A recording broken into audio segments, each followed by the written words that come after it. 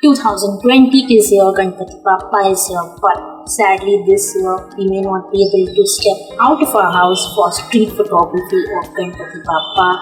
We may not even be able to welcome him to our homes in some cases. I decided to go through my previous year's Ganpati photos and see if I can reuse some of them, and I found a lot of diamonds in the rough. So I'm going to show you some of my best and unseen photos of Ganpati Bappa. I have not posted these photos at all on YouTube, and I'm starting to bring them out on my Instagram, Agarwal Sonika. Here are my photos, guys.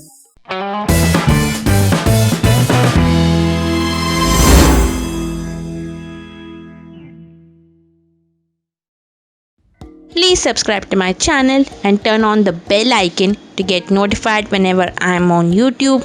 Thank you.